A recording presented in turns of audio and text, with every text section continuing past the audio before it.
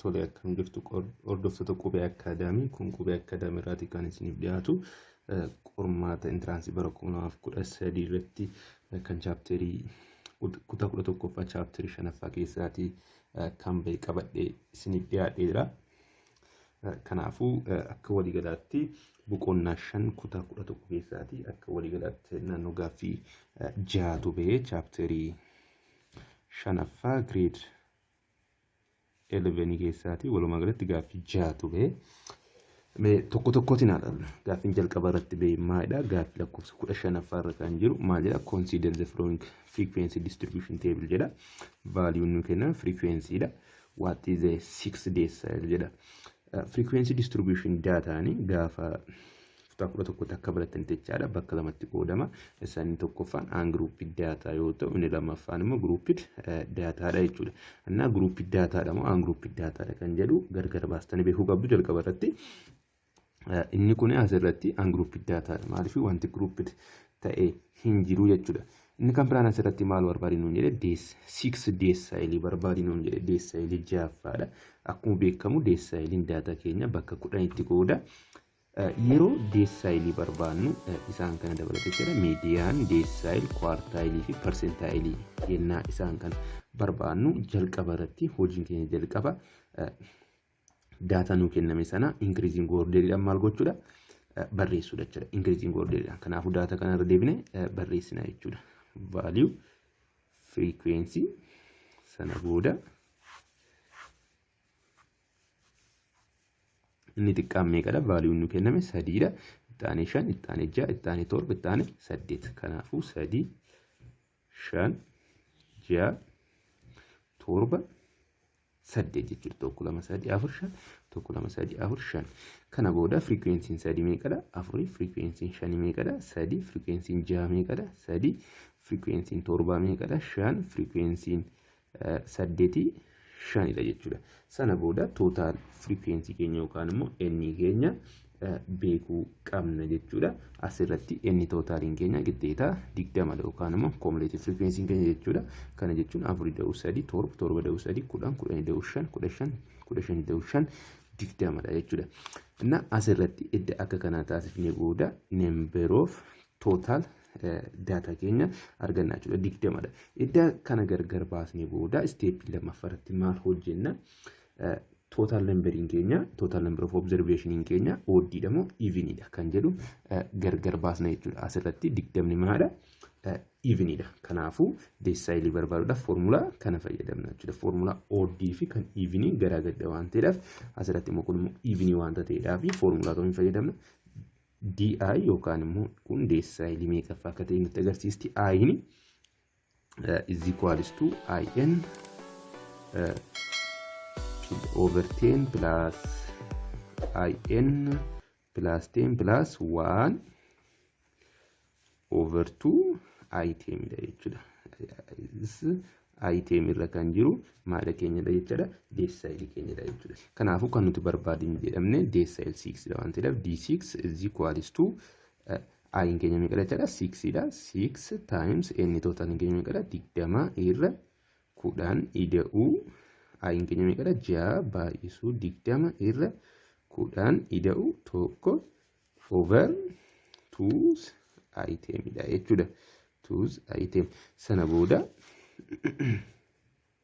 kun 0 kun 0 kanaatiin qababaddu 12 plus kun kanaatiin qababaddu 12 ida'uu tokko 13 irra 2 as item ta'a jechuudha.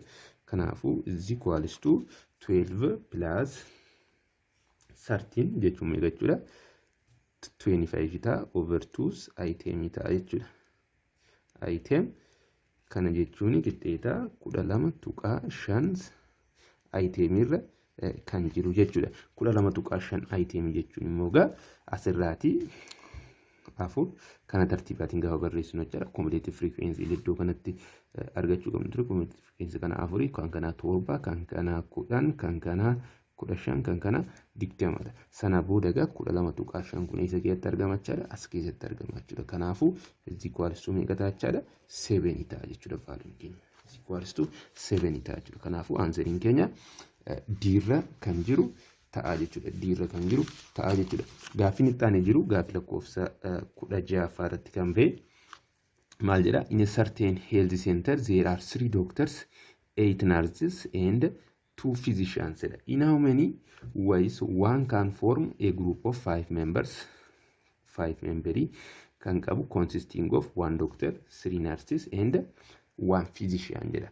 Karaa meeqaa nama memberii group 5 qabu kana jechuunis immoo dooktarii tokko, narsii 3 fi fiizishaanii tokko kan qabu karaa meeqa barreessinaadha. Kanaafuu gaa as keessaati dooktara tokko filannaa jechuudha. Dooktara meeqa nu kenname ture? 3tu nu kenname. Asitti immoo narsii 3 filannaa meeqa keessaati? 8 keessa jechuudha. Akkasuma immoo fiizishaanii tokko, fiizishaanii 2 keessaati. Kanaafuu asirratti kun selekshiiniidha waan ta'eedhaatii fi selekshiiniidhaatiin karaa meeqa barreessinaadha. Kanaafuu gaa asirratti maal fayyadamna jechuudha? Koombineeshinii fayyadamna jechuudha. Kanaafuu koombineeshinii isaa gaafa fayyadamnu koombineeshinii of memberii 5 qaba waan ta'eef tokko da'uu 3, 4 da'uu 1 5 jechuudha. Kanaafuu koombineeshinii selekshinii gaafa goonu jechaadha. Inni jalqabaa meeqa keessaatti filannaa kan jedhudha. Kanaafuu dooktaroota 3 keessaa meeqa filanna? Tokko koombineeshinii of 3 1 times inni kan biraan maalidha? 3 filanna. Eessa meeqa keessaati? 8 keessa jechuudha. Combination of 8, 3 times combination of 2 keessaa meeqa filanna jechuudha? Tokko filanna jechuudha. Sana booda combination isaa kan nuti baay'isnu karaa meeqa nama guruppii 5 qabu filannu nutti nu kenna jechuudha. Is equals to combination of 3, 1 jechuun 3 ta'a times combination of 8, 3 jechuun 56 ta'a. Combination of 2,1 jechuun meeqa ta'a? 2 ta'a jechuudha. Isaan kana seera combinationii fayyadamtanii hojjechuu dandeessu jechuudha. Fakkeenyaaf combination of n, r jechuun is equals to n factorial over n minus r factorial times r factorial dha waan ta'eedha jechaadha. Kun akka walii galatti gaafa walitti baay'atu meeqa ta'a? 336 jechuudha. Kanaafuu deebiinsa caa kan jiru ta'a jechuudha. Gaaffiin kan biraanii gaaffii lakkoofsa 8 irratti kan ba'edha. Gaaffii lakkoofsa 17 irratti jechuudha. Gaaffii lakkoofsa 17 irratti kan ba'e maal jedha? Which one of the following forms represents exhaustive set of events if a die is thrown jedha. Daayin tokko yoo asii ol darbatame exhaustive set kan ta'e kamidha jedha. Exhaustive set nuun jedhe. Exhaustive set kan jennu generally events E1, E2, E3 yookaan up to En itti kan jiran kun jechaadha. Forms a set of exhaustive set uumu exhaustive events of a sample space S, sample space S yoo qabaatan jechaadha. Where E1, E2, E2, En are subsets of S and union of each event is equals to S kennu yoo ta'edha. Kan nuti exhaustive set dha kan nuti jennu jechuudha. Salphaadhumatti gaa asirratti exhaustive set kan nuti jennu isaan kun eventidha. Event tokko isaan jechaadha. Yennaa union isaanii walitti qabnu maal kennu qabu? Sample space nu kennu qabu jechaadha. Daa'ii tokko yennaa asii ol darbannu sample spacing keenya maal ta'a? 1, 2, 3, 4, 5, 6 dha. Kanaafuu eventoota warra as keessa jiran kana keessaati union isaanii kan sample space kana faana wal qixxaatu isa kamidha jechuudha. Kanaafuu for example union isaan kana gaafa hojjennu qixxeetaa maal ta'a? 1, 2 as keessa 3 hin jiru 4, 5, 6 dha. Garuu sample spacing keenya maal qaba ture? 3 qaba ture. Kanaafuu kun maal hin ta'u? Exhaustive set ta'uu hin danda'u jechaadha. Inni kan biraan asitti kun gaafa walitti qabamu 1, 2, 3, 4, 5, 6 kun hundi isaa maadha? Exhaustive set ta'uu danda'a jechuudha. Maaliif union isaanii maal kennaniiru? Union isaanii sample space keenya nu kenneera waan ta'eef jechuudha. Kanaafuu deebiinsa baataa jechuudha. Caarra kan jiru maal jedha? 1, 2 jedha. Union isaanii gaafa barjennu 2 kun 2 as keessa jira waan ta'eef irra deebinu 4, 5, 6 as keessa maaltu jiru? 3 jiru waan ta'eef exhaustive set hin ta'u jechaadha. Inni kan biraan 1, 2, 3 asirratti union isaanii 1, 2, 3 3 as jira irra deebinu 4, 6 kanaafuu as keessa meeqatu jiru? 5tu jiru waan ta'eef kunillee maal ta'uu hin danda'u? Exhaustive set. Salphaadhumatti gaa asirratti maal ta'a jechaadha? B irra kan jiru exhaustive setidha jechuudha. Inni kan biraani gaaffii lakkoofsa 18 kan jiru maal jedha?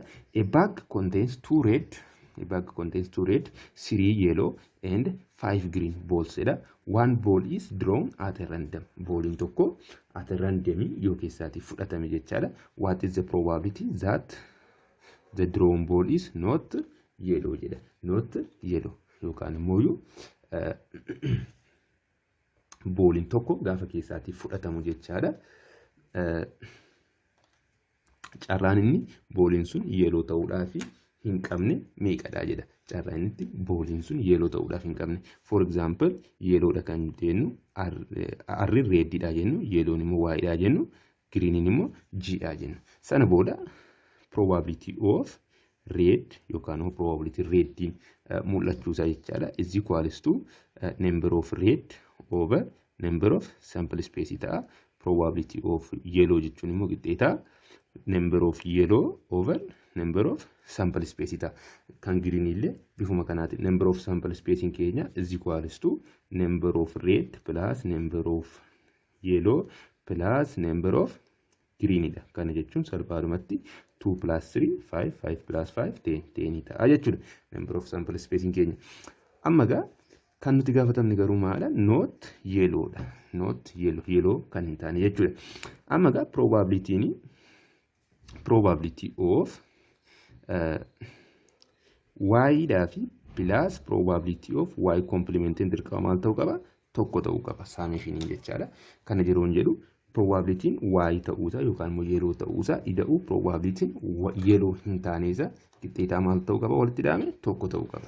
Kanaafuu probability of y yoo arganne asirratti jechaadha. Probability of y jechuun yookaan immoo probability of yellow is equals to number of yellow meeqadha? 3 irra total number of sample spacing kan 10 dha. Sana booda edda kan arganne booda probability of y complement yookaan immoo not yellow kan jedhu kana salphaadhumatti maal gochuu dandeenya? Argachuu dandeenya jechuudha. Probability of y complement is equals to 1 minus probability of y ta'a jechuudha.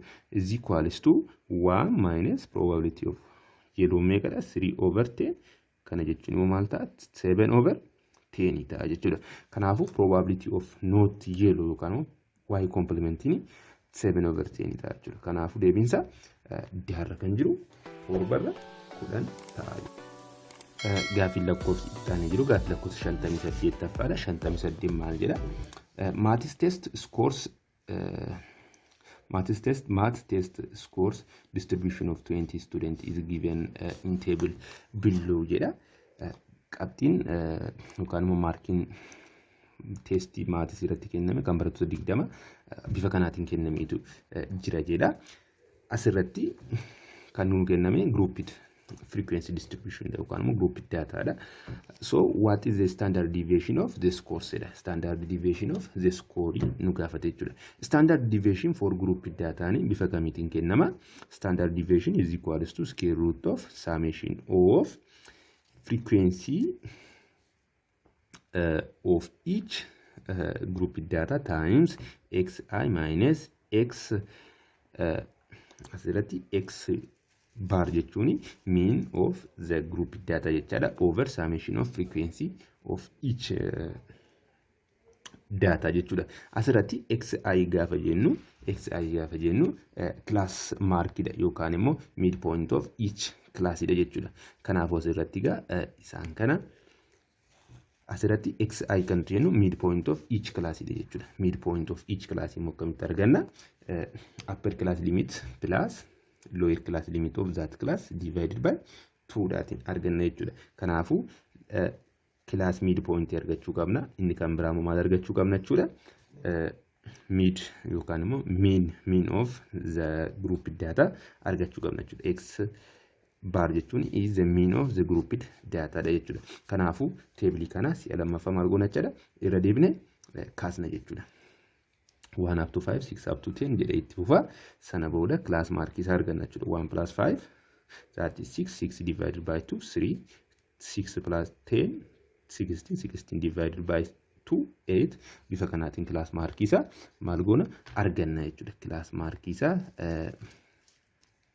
edda arganne booda asitti immoo maal ta'a barbaanne fi times xi kan jedhu haa barbaannu. Maaliif miin isaa barbaaduudhaaf nu fayyada waan ta'eef miin jechuun is equals to summation of fi times xi gaafa jennu class markidha jedheera over summation of fi dha waan ta'eef jechuudha.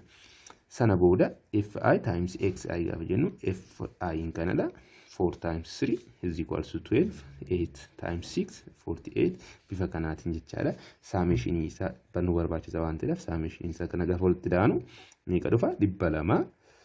Isa edda arganne booda kan biraa immoo maal nu barbaachisa xi minus x mean dha yookaan immoo mean of the group data jechuudha. Mean of the group data immoo iddoo kanatti barbaanneera jechuudha. Mean of the group data is equals to summation of fi times xi over summation of fi dha. Summation of fi times xi kun meeqa arganna 200 over summation of fi immoo yookaan immoo total number of observation keenya meeqadha 20 kana jechuun 200 yeroo 20 qixxeeta 10 dha jechuudha. Kanaafuu mean of the group data meeqadha 10 dha jechuudha. Sana booda xi minus mean of x jechuudha. Xi gaafa jennu class markidha. Kanaafuu 3 minus 10 negative 7 8 minus 10 negative 2 13 minus 10 3 18 minus 10 80 ta'a jechuudha. Bifa kanaatiin edda arganne booda asitti immoo maal qabna xi minus mean of the group data the whole square dha waan ta'eef tokko tokko isaanii maal goona jedha square goona jechuudha. Negative 7 square 49 negative 2 square 4 bifa kanaatiin edda square goggoone booda isa immoo eenyuutiin baay'isna fi daatiin baay'isna jechuudha. fi tiin sana booda 49 times 3 196 4 times 8 no 4 times 6 24 9 times 8 72 akkasuma immoo 8 no 64 times 2 128 sana booda maal godhedha summation isa walitti daana jechuudha. Qixxeetaa meeqa ta'a 400 fi 20 ta'a jechuudha. Sana booda standard deviation formula isaa keessa gashuu qofadha jechuudha. Maaliif ishii kana arganneerraa asitti 420 summation of fi qabna 20 dha. Kana booda 420 divided by 20 ta'a jechuudha. Is equals to kuni gaafa hiramu meeqa ta'a 21 kanaafuu ruutii 21 ta'a jechuudha. Kanaafuu deebiin isaa salphaadhumatti caarra kan jiru ta'a jechuudha. Gaaffiin biraanii gaaffii lakkoofsa 59 irratti kan beera gaaffii isa dhumaati. Inni kun maal jedha what is the coefficient of x square in the binomial expansion of 2x plus 3 over x cube the power of 8 jedha. As keessatti coefficientiin x square meeqadha kan jedhu barbaanna jechuudha nuti. Seera binomial expansion keessatti for example y plus yookaan x plus y the power of n keessatti jechaadha. Kana gaafa expand goonu akkam ta'a combination of n, 0 times x the power of n plus combination of n, 1 y x the power of n minus 1 times y the power of 1 plus combination of n, 2 times x the power of n minus 2 y the power of 2 plus jedhee bifa kanaatiin itti buufee sana booda combination of n times y the power of n dha. Bifa kanaatiin deema jechuudha. Sana booda gaafa function keenyatti immoo dhufna jechaadha. 2x plus 3 over x cube the power of 8 ta'a jechuudha. Sana booda qixxeetaa maal ta'a combination of n keenya meeqadha 8,0 as keessatti gaa x keenya 2x dha. Kanaafuu 2x the power of 8 plus kan biraa kan itti jiru maal jedha combination of 8,1 times x keenya 2x dha. 2x the power of n minus 1 meeqadha 7 times y plus combination of 8,2 times 2x the power of 6 times y the power of 2 plus combination of 8,3 times 2x the power of 5 times y the power of 3 plus combination of 8,4 times 2x the power of 4 y the power of 4 maalifi n minus 4 dha waan ta'eef jechaadha. plus combination of 8,5 times 2x to the power of plus combination of 8,5 times 2x to the power of 3 times y to the power of 5 ida plus combination of 8,6 times 2x to the power of meeqaddoon kuni 2 times y to the power of 6 plus combination of 8,7 times 2x to the power of 1 times y to the power of 7 ida plus inni dhuma maal jechuudha combination of n, n y to the power of n kana jechuun 8,8 times y to the power of 8 ta'a jechuudha. 8 ta'a. Sana booda as keessaati x square kan nu dhufu hin barbaanna jechuudha. As keessa kun x square hin ta'u, kunis x square hin ta'u. Asirratti gaa nu waan dogoggoree y meeqa ture 3 over x cube ture. 3 over x cube, 3 over x cube. Iddoon kunis 3 over x cube. Iddoon kunis 3 over x cube. Iddoon kunis 3 over x cube. Bifa kanaatiin jechuudha 3 over x cube ta'a kan deemu. Sana booda gaa iddoo kanatti kun x to the power of 8 dha. Kun immoo x to the power of 7 times 1 over x cube qaba. X to the power of 4 ta'a. Iddoon kun immoo x to the power of 6 over meeqadha 3 over x cube the whole square qaba waan ta'eef kun 6 dha. Kun 6 taati tokko ta'a jechuudha. Iddoo kanatti immoo x to the power of 5 over x to the power of cube gaafa goonu 9 ta'a waan ta'eedhaatiif yookaan immoo 3 baay'isuu 3 ta'a waan ta'eedhaaf jechaadha. Kun immoo maal ta'a over ta'eeti x to the power of 1 over x to the power of 4 ta'a jechuudha. Bifa kanaatiin itti fufa jechuudha. Kanaafuu as keessatti x square kan ta'u maal gochuu hin dandeenyu argachuu hin dandeenyu jechuudha. Yookaan immoo x square waan jedhamu kun gaafa expand ta'u argachuu hin dandeenyu. Kanaafuu coefficientiin isaa maal jechaadha 0 dha jechuudha. Coefficientiin isaa maal jechaadha 0 dha jechuudha. Kanaafuu deebiin keenya baarra kan jiru ta'a jechuudha. Galatooma viidiyoo warra kaanis gadi gadhiifamaniiru waan ta'eedhaaf achirraatii ilaaluu dandeessu. Maatisiin kutaa 11-12 qormaata bara 2013 yookaan 14 irratti beeku kana fakkaata. Sheer gochuudhaan hiriyoota keessan biraatiin ga'aa isiniin jedha. Galatooma nagaa ta'a.